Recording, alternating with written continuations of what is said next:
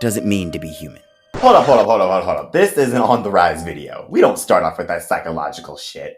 Run that back. Minerals are hot. There we go. Land of the Lustrous, similar to Made in Abyss, is one of those animes that has a dedicated fan base where they all agree the show is a 10 out of 10 masterpiece, No notes type of show, even though the show isn't necessarily the most popular. But you guys really liked the Made in Abyss video, so here we are again to talk about another niche-ish title. Scamboli has hyped this show up. Lines in Motions has hyped this show up. Trash Taste even had the freaking producer on their podcast begging for a season 2. So after years of putting it off, I finally sat my ass down and watched all 12 episodes, only to discover that minerals are hot.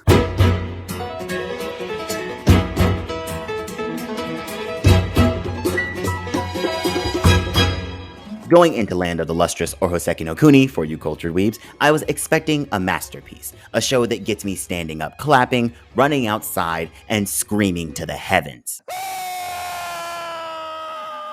You know, that typical peak fiction behavior. I didn't get that.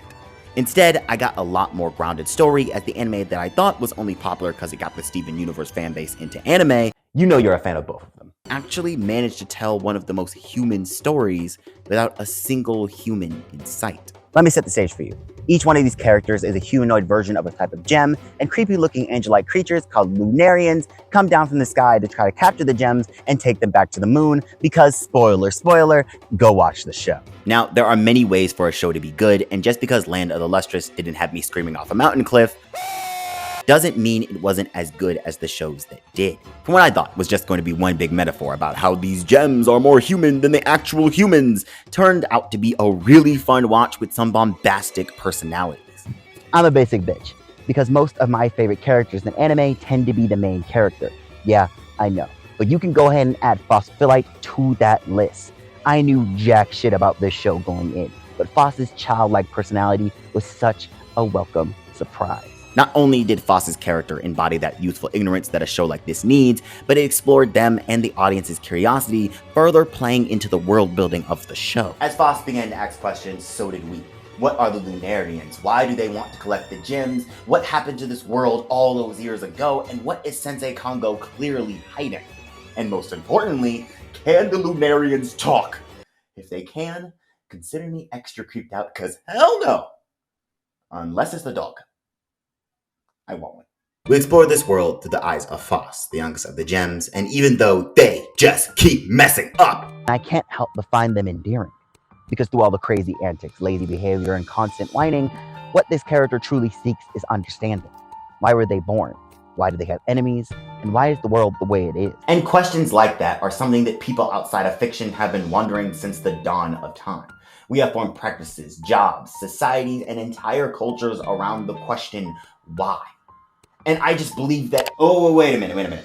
Is Land of the Lustrous a reflection of the human experience? Funny enough, it's not just Foss. All the gems seem to represent a core question of the human experience. Diamond and Board, part of the question is simply caring for someone enough to remain their partner. Cinnabar is literally toxic, forcing herself to stay away from everyone else. Yellow Diamond explores the feeling of loss, as they have seen more gems taken away by the Lunarians than anyone else. And Antarcticite, don't cry, explores the feeling of solitude, as they are usually left alone for the entire winter season. And that's just the tip of the iceberg. Don't cry. While most media treat humanity as if it's something other species need to learn, Land of the Lustrous shows us that the gems have their own form of humanity.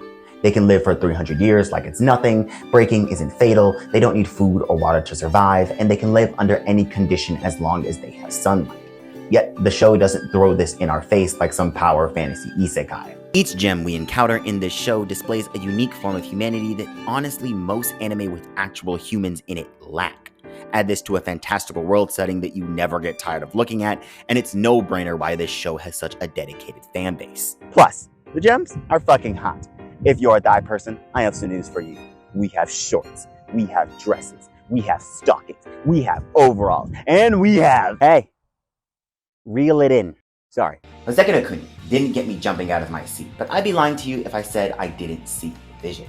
This show is much more of a character exploration and journey than it is a post-apocalyptic mystery. And somehow that's not such a bad thing. I'd rather see Diamond and Bort explore more of their relationship than know more about the Lunarians. And that's just how much the show makes you care about these characters. But don't let my personal shit blind you from the fact that this show has a healthy balance between character writing and world building, so if you are coming for the mystery aspect of the show, you won't be disappointed either. I've talked about world building extensively on this channel, and Land of the Lustrous has some of the coolest world building I've seen in fiction. I think it's around episode 4 when Foss is introduced to the theory. Minor spoiler alert for those who haven't watched the show yet. Skip to this part of the video if you don't want to be spoiled. Alright? Here we go. That the 3 races that inhabit the sky, earth, and sea are actually just parts of humanity taken form after an apocalyptic event. The inhibitors in the sea are the human flesh. The gems we follow throughout the story are the human bones, and Lunarians in the sky are the human soul. And Lunarians, the soul of humanity, wishes to capture the other 2 in order to bring us all back together and revive the human race. Now, this theory isn't confirmed in the anime. Manga readers, shut up, no spoilers, but simply hearing that got me hooked on the show because it is one of the coolest concepts I have seen in a fictional world, period. And if you didn't skip this part of the video and haven't seen the show yet, I'm pretty sure that explanation of the world was enough to convince you to give this show a shot. Side note, Foss and Bort are the best characters.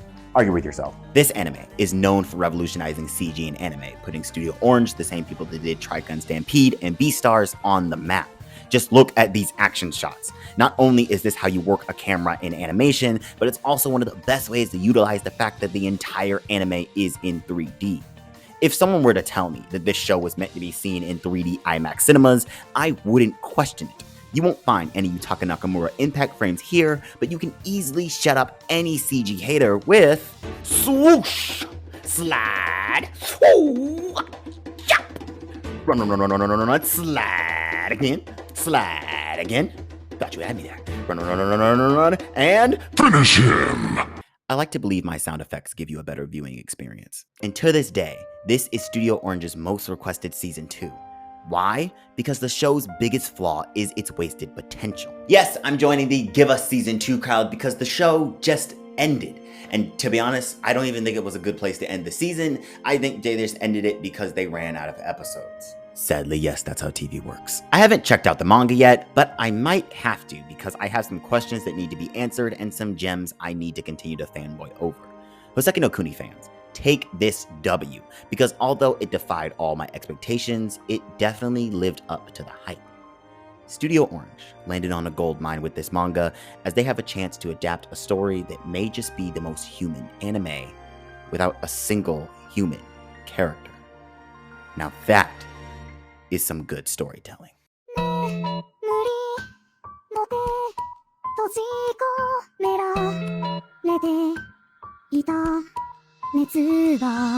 Unless Sensei Kongo is human. Is he human? Come on, tell me. Actually, no, wait.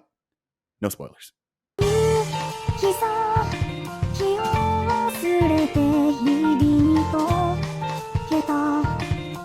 Hey guys, if you like that video, then subscribe and join the family in that Discord linked below. Land of Lustrous was a pretty good binge for me, so I hope I did it justice with this video. A special thanks to our patrons, Crystal and Maury, because without you guys, we wouldn't be able to afford these new lav mics. So if you want to support the quality of these videos, making them better and better, along with a bunch of other cool benefits like seeing videos early, then head over to our Patreon, linked below as well. Guys, follow us on Twitch and Twitter as always. We're up there quite often, so head over there as well. And if you watch this far in the video, a special thanks to you. As always, my friends, I'm RJ Lane, and this has been On the Rise.